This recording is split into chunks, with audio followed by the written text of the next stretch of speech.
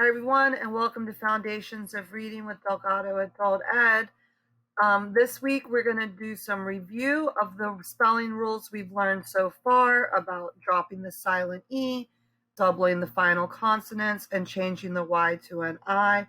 These lessons were in last week's deck, but we just talked about them briefly, and this week you have the opportunity to fill in the blanks or to move the check marks to show the different sounds that the Y's can make, and to split the words up. So please do review that. Let's do our reading. Thankfully, Jan was not badly hurt in the disaster at work. 3 people were crushed and 2 machines were destroyed. Her dishonest boss had neglected to distribute hard hats for the new project. This was inexcusable, and Jan hoped that the police would get involved. Oh, I bet they need to, right? Okay, so this paragraph is full of words in bold that have both prefixes and suffixes, which was one of the other things that we have covered so far. This week, we're going to move on to talk about vowel digraphs, but I've also linked in here a list that shows a lot of words with consonant blends, which are also digraphs, but we are going to focus on the vowel digraphs. So 2 vowels can work together to make one sound. You need to read the document of the day and identify all the words with digraphs, and those are here in the animations underlined for you. But take a minute to read it to yourself. And when we look at all those words that have the 2 vowels working together, we might have AI or OU or EE or OW or OO.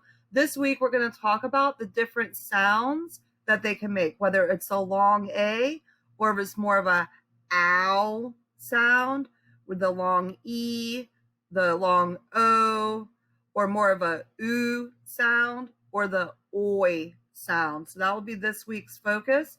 So read over your document of the day before class, and then sort the words on the next 2 slides into the different sounds that they make based on the different vowel digraphs they have. There's a review here of the EY digraph, which can make a E or a sound, as in key or they. Look at that and sort the words. And then for part D, you can write the words on the next slide to separate them out. All right, so we'll have another reading in here. Vanita is 15 and wants more freedom from her parents. But because she is constantly complaining and is often impolite, her parents have not agreed. One night, while her parents were asleep, Vanita discreetly left the house to meet her friends. When her parents found out, they sent her to Tennessee to live with her uncle. Well, what do you think about that? Read the story over to yourself, read it out loud, and read it smoothly. No mistakes, no restarts. All right, then in class, we're going to talk about OA, OU, and OW, which can make a O sound, the ow sound, or a O sound, right? So we have a document of the day to read it over, and we're going to look at the words that have digraphs in this much closer. So we'll start with the OA and the OU and the OW.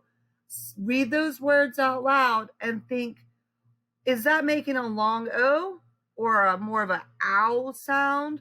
Right? And then we'll look at how those spellings are related to each other, because you do have to memorize some of these spellings, but you probably already have a lot of them memorized and just never noticed it before.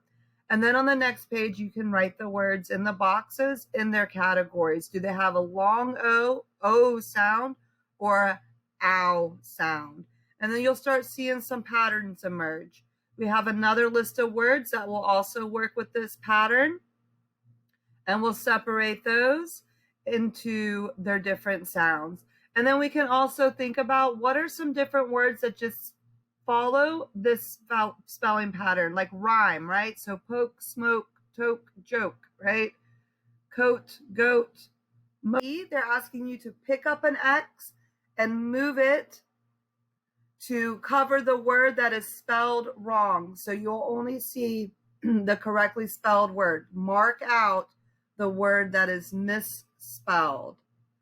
We'll have a smooth reading, another one, and then in lesson 22, we'll work on the oi and the oo sound, and we'll look at some different words that fit this category. We'll sort them out. We'll do a little practice with dictation, hearing the sound. We'll do some more syllabification where we are separating our words into their word parts so that we can sound out any word, even a word we've never seen before. We'll read a story with these oi and oo sounds, and that'll be the end of the lesson.